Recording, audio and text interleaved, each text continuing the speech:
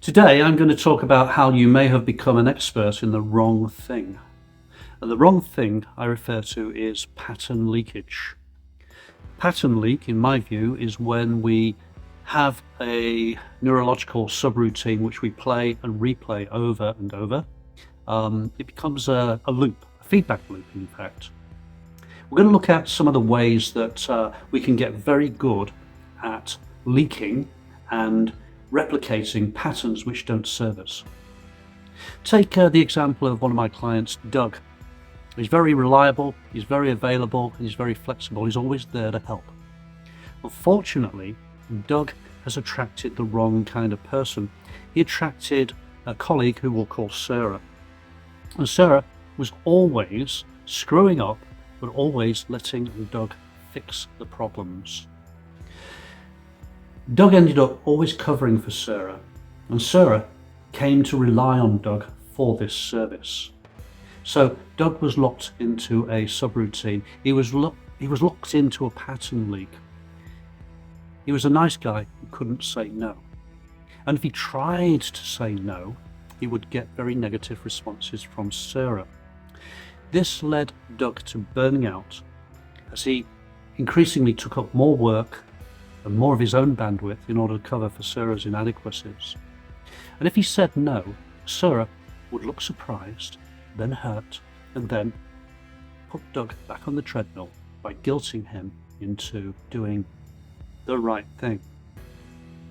So Doug needed to get comfortable. What we discussed was that he needed to get comfortable with social friction. In fact, he had to learn to welcome social friction.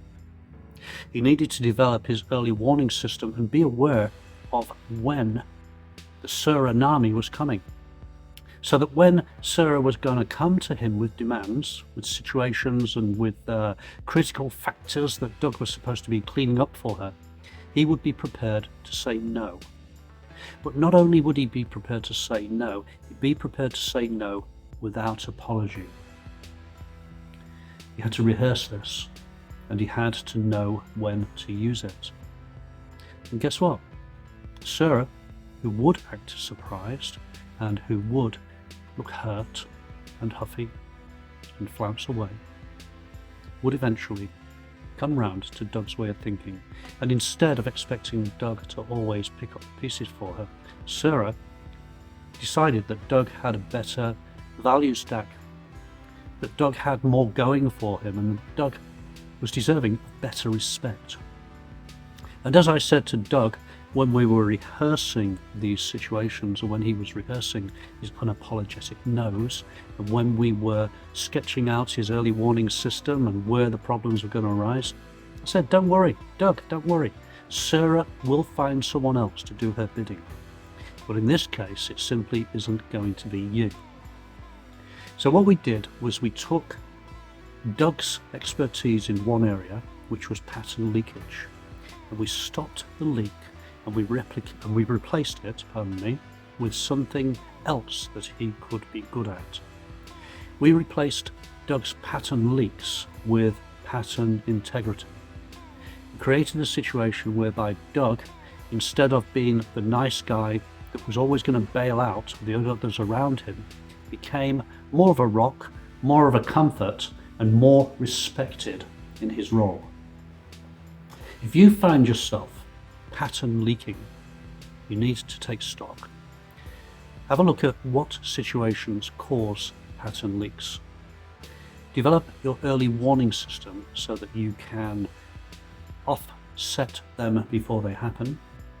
Understand who your triggers are and what your triggers are, and understand that if you are going to become that ultra reliable, compliant, agreeable, nice guy, you're going to attract Sarah after Sarah after Sarah.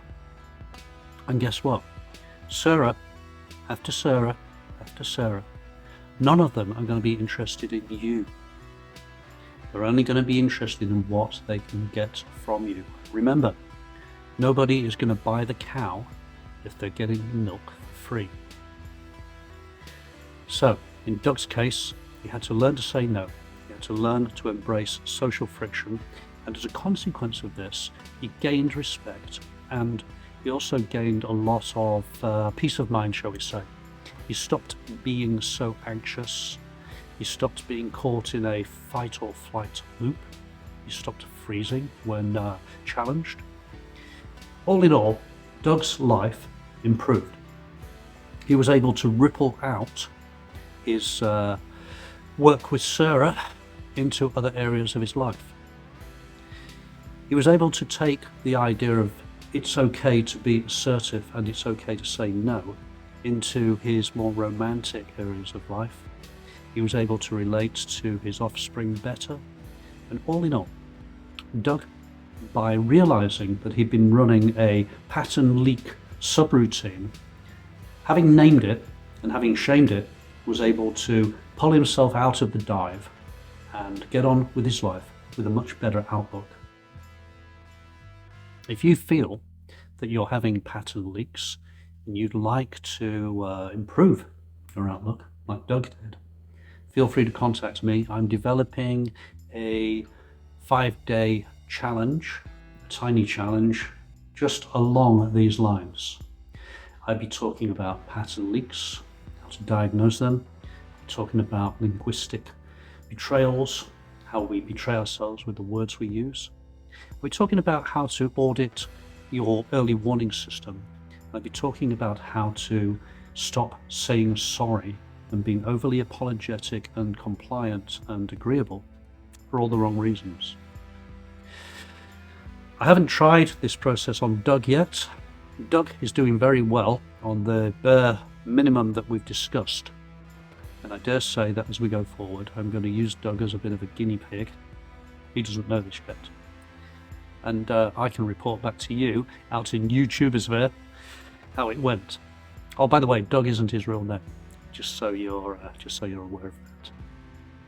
So I'm going to leave now with my final message, which is, oh yeah, penultimate message: like and subscribe.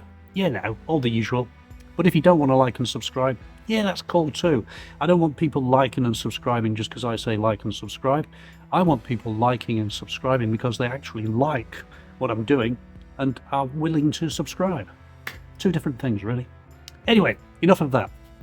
I'm going to leave you with my final thought, which is, as always, whatever it is you dare to do or dream, you can begin it now.